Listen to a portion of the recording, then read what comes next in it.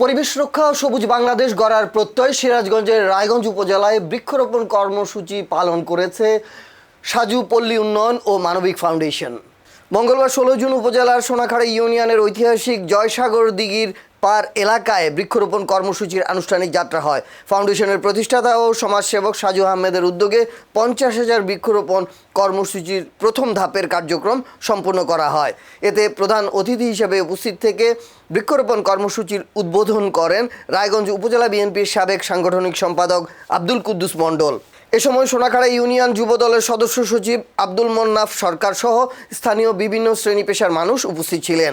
এই কর্মসূচির আওতায় পর্যায়ক্রমে রায়গঞ্জ উপজেলার বিভিন্ন এলাকায় ফলজ, বনজ ও ঔষধি গাছের চারা রোপণ করা হবে। পাশাপাশি গাছের পরিচর্যা ও সংরক্ষণে স্থানীয় জনগণকে সম্পৃক্ত করার উদ্যোগ নেওয়া হয়েছে। কর্মসূচিতে স্থানীয় বাসিন্দা, স্বেচ্ছাসেবক এবং পরিবেশপ্রেমী মানুষ অংশ নেন। অনুষ্ঠান শেষে জয়সাগর দিঘির পার এলাকায় বিভিন্ন প্রজাতির গাছের চারা রোপণ করা হয়। তো আজকে 30টা গাছ বৃক্ষরোপণ করতেছি, কিছু সুপারি গাছ আর কিছু ফলের গাছ, আমরা, পেয়ারা, কাঁঠাল, এবং আগামীতে আরও আমার প্লাস সোনাখাড়া ইউনিয়ন সহ পুরো বাংলাদেশে আমার নিজ উদ্যোগে 50,000 বৃক্ষরোপণ কর্মসূচি অনুষ্ঠিত হবে ইনশাআল্লাহ। খুব তাড়াতাড়ি আমি 50,000 বৃক্ষরোপণ করব পুরো বাংলাদেশে। ঔষধি গাছ লাগানো হবে। দেশনায়ক তারেক রহমানের কথা রক্ষার্থে আমার সাজু ফাউন্ডেশন, আমার ভাগিনা সহ আমার মুন্নাফ, সাজু এবং আরও সাংবাদিক ভাইরা আছে, সকলের সাথে নিয়ে আজকে গাছের উদ্বোধন ঘোষণা করলাম। এই ধারাবাহিকতা যেন অক্ষুণ্ণ থাকে, সাজু ফাউন্ডেশনের প্রতি আমার এই আবেদন।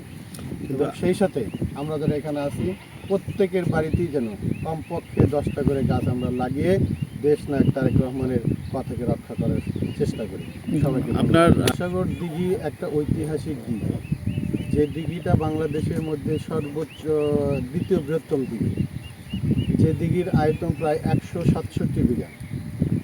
এই দিঘিতে হাজারো মানুষ, হাজারো দর্শক এই দিঘি দেখার জন্য, পরিদর্শনের জন্য আসে।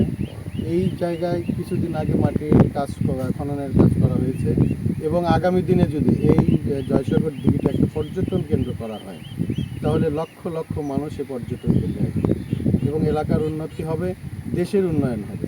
সেই সাথে তারেক রহমানের কথাগুলো অক্ষরে অক্ষরে পালন করা হবে। সেই সাথে এলাকাবাসীর উন্নতি হবে এবং দেশে অক্সিজেনের সম্পূর্ণতা হবে। আমি আশা করি যে এই সাজু ফাউন্ডেশন সহ আমরা প্রত্যেকেই এই গাছগুলো লাগাবো এবং এই ঐতিহ্য ধরে রাখার চেষ্টা করব। এটা একটা ঐতিহাসিক স্থান, এটার একটা ইতিহাস আছে, যে ইতিহাস সারা পৃথিবীর মানুষ অবগত আছে।